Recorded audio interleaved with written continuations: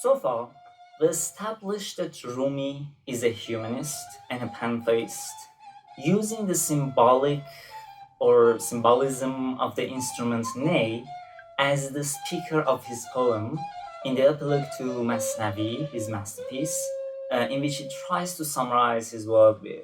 He obviously shows how ahead of his time he is, as he offers ideas which are very new in psychology or philosophy even today, and ideas like deconstruction of Cartesian dualism.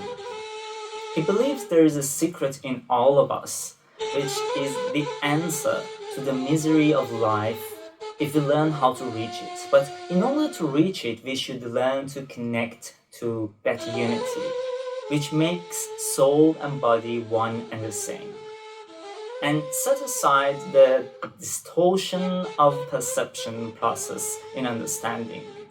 But now Maulana joins this symbolic speaker and add a little of his own voice to the voice of the ney as well. In Persian, آتش است این بانگ نایب نیست باد هر که این آتش ندارد نیست باد. آتش عشق است کاندر نی فتاد جوشش عشق است کاندر می فتاد نی حریف هر که از یاری برید پرده هایش پرده های ما درید همچون نی زهری و تریاقی که دید همچون نی دمساز و مشتاقی که دید نی حدیث راه پرخون می کند قصه های عشق مجنون می کند محرم این هوش جز بیهوش نیست مر زبان را مشتری جز گوش نیست. In English, this roaring of ney is a blazing fire, not a blowing wind. And anyone who does not feel the warmth of this fire shall burn in it. This is the fire of love blown into the ney, just like the bubbling of ale is out of love. Ney is the companion of anyone who is also separated from a loved one, and its tune and scales will uncover people's secrets. Who has seen any remedy or sedative as good as ney? Who has seen any comrade or ally as good as ney? Ney recounts the story of deadly paths ahead, like the story of unfortunate love of Romeo. This understanding will not be presented to anyone except one who has let go of his conceptions, who has let go of being the speaker and accepted to become the listener for a while. So first of all, when I said previously that I sometimes have to balance between literal and contextual translation, well, you just heard a sample of that. I mentioned the story of Romeo in my translation. Well, Maulana actually mentions the story of Majnun, which is a Middle Eastern story.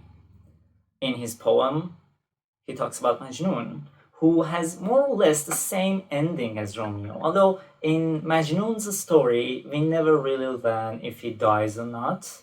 But it is open-ended, but the love of a woman from a wrong family becomes his deadly fortune. So anyway, it is kind of similar.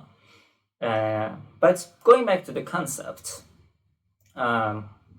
we see how Maulana is actually developing on previous ideas here and making them more clear and also more practical. He is pointing towards that shortcut we talked about. He is adding his voice to the voice of the ney, while it is implied that the ney is still recounting his story in the background. He establishes love as a building block of his pathway. It is the masterful aspect that makes ney sing for us, not just blowing in it, which, as I mentioned before, it will not make any sound of itself. It's just a tube, a worthless wood. The good sound comes out of ney when someone blows in it very masterfully. The mastery that activates the soul of this symbolic ney is love and attachment. We grow into better people, find that unity, and overcome that intrinsic loneliness through love. And if we cannot feel love, we are no better than a piece of wood, as the nay itself, which should be burned inside the fire. So the first step for bypassing that perception process, finding that secret, and overcoming that loneliness is to feel love. Love as a general concept, love of any kind, but love, passion, attachment, affection. And if we find that love inside ourselves, regardless of whether or not there is an object of love, then we have joined the tune of the nay. We have found that master inside ourselves. We have found the first ingredient for our remedy.